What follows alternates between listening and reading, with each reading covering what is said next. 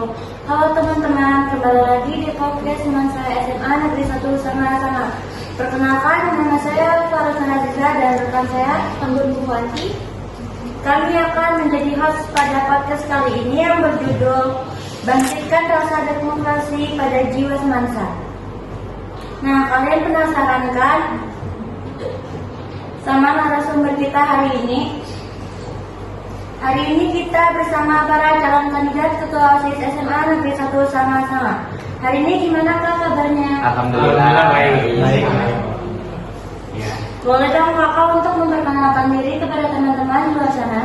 Oke, perkenalkan nama saya Aurel Gibran Khalid dari kelas 91 sebagai calon Ketua OSIS kandidat 1 periode 2023 sampai 2024. Ya, nama saya Muhammad Firtaik, saya calon Ketua OSIS kandidat 2. Saya berasal dari kelas 11-3 periode tahun 2023-2024. Oke, perkenalkan nama saya Muhammad Fikri dari kelas 11-2. Saya di sini sebagai calon ketua OSIS kandidat 3 periode 2023 sampai 2024. Oke. Ya, Di sini kami boleh tanya dong, hobi Kakak itu apa sama cita-citanya? boleh untuk hobi Kita bertiga itu hobinya main bulu tangkis. Ya suka main bulu tangkis juga sih. Ya, suka main bareng kami. Cita-cita Kakak? Cita-cita ya, aduh agak berat nih kalau ditanya cita-cita. Saya pengennya jadi dokter loh. Cuman tergantung nih saya antara dokter atau nanti ngambil manajemen. Oh, masih bingung. Ya masih bingung tuh banget. Ya kalau untuk saya sebenarnya pengen jadi perawat. Nah tapi untuk nggak tahu nanti ya. Saya masih bimbang antara dua, kalau nggak perawat atau analis kesehatan. kalau saya sendiri sih lebih ke manajemen sih kalau saya. Jadi yang bagian perkantoran sama kesehatan. Ya, Ya, kalau lebih gitu. Ini mau pertanyaan? Boleh? boleh langsung pertanyaan. Saya langsung ke pertanyaan pertama, yaitu kualitas keterampilan atau prestasi spesifik apa yang Kakak miliki yang menjadikan Kakak sebagai calon kandidat ketua OSIS terbaik? Ya, boleh. Nah, kalau dari kualitas saya sendiri tuh lebih ke time manajemen saya sama dari segi sebenarnya bukan melebihkan dari sendiri kan. Di sini saya tahu kalau pan orang sih lihatnya saya tuh kayak lebih ke giat gitu nah. Jadi saya juga dengan kayak time management tuh lebih kayak suka menstrukturkan sesuatu gitu nah. Kayak sudah tertata waktunya, tapi lebih suka begitu nah. Biar lebih gampang. Lebih gampang supaya nggak bisa terusuk gitu. Ya nggak buru-buru. Iya benar. Mungkin dari kau ya. Ya, kalau dari saya mungkin bukan spesifik saya lebih suka ngomong di depan banyak orang atau public speaking, itu yang saya senangin. Cuman mungkin itu belum menjadi keahlian. Kalau keahlian mungkin saya bisa memanage waktu dengan baik, saya bisa mengkoordinasi atau mengkoordinir anggota-anggota OSIS yang lain supaya bisa menjalankan event-event atau tugas-tugas mereka dengan baik dan benar. Terus membantu melancarkan tugas-tugasnya di sini, membantu melancarkan event-event yang ada. Ya. Nah, kalau untuk saya sebenarnya lebih ke public speaking, cuman nggak terlalu bagus banget. Nah, tapi kalau untuk yang lainnya saya masih agak kurang. Kalau yang membantu, saya cuma bisa bantu aja sih untuk yang organisasi. Menurut Kakak, apa permasalahan terbesar yang dihadapi sekolah kita saat ini dan bagaimana cara Kakak mengatasinya? Oke, untuk itu menurut saya ya permasalahan terbesar itu public speaking, sorry.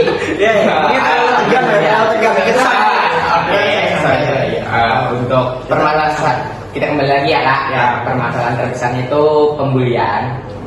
Kita bisa melihat tuh beberapa bulan ke belakang kan ada kasus sekolah kita kena kasus pembulian. Nah dari situ mungkin permasalahan terbesar yang menurut saya itu sulit untuk diatasi itu pembulian, karena di sebagian murid atau sebagian warga sekolah SMA Negeri 1 Sama-Sama ini masih belum terbuka pikirannya dengan apa sih dampak bullying, apa yang dinamakan bullying, mungkin mereka masih belum tahu. Nah untuk itu saya mencoba, jika nanti terpilih, saya ingin mencoba mengadakan sosialisasi tentang pembulian atau materi bullying. Ya, kalau untuk saya sebenarnya permasalahan terbesar itu pada kualitas lingkungan sekolah. Jadi lingkungan sekolah ini ngapain kita punya kita bersama, jadi kita harus menjaga kualitas lingkungannya yang mana kalau bersih itu nyaman. Nah itu masih jadi PR banget buat kita, gimana cara kita mengatasi atau bersolusi. Jadi kalau untuk saya sampah itu kan terbagi menjadi dua tuh, yang bisa terbuai sama enggak. Jadi mungkin saya sama-sama makannya itu bisa jadi pupuk kompos. Ya, kita menggunakannya lebih baik. Nah kalau saya sendiri sih kurang lebih sama kayak Ripai, kayak tentang kebersihan lingkungan. Jadi kayak saya permasalahannya menurut saya itu terbesar kayak ke kepedulian gitu, kepedulian tentang kebersihan lingkungan. Kita bisa lihat kan di sini sayangnya kayak di anak-anak SMA sini kayak masih kurang gitu tentang kesadaran terhadap lingkungan. Nah jadi ya sebenarnya kalau memberikan pemahaman gitu ya. Kayak walaupun berbagai cara kita lakukan, tetapi kalau misalnya dari diri sendiri kalau memang nggak nanamin diri buat berhidup sehat, ya pasti nanti lama-kelamaan bakal sampah-sampah ya datang lagi. Jadi kayak itu masalahnya memang susah sih diatasi kecuali dari diri sendiri. Lebih ke kesadaran diri masing-masing. Jadi bisa dari masing. Kemudian lanjut ke Oke, pertanyaan berikutnya. lanjut ke pertanyaan berikutnya. Apa sih rencana kakak untuk melibatkan siswa dan membuat mereka merasa menjadi bagian dari proses pengambil keputusan? Oke.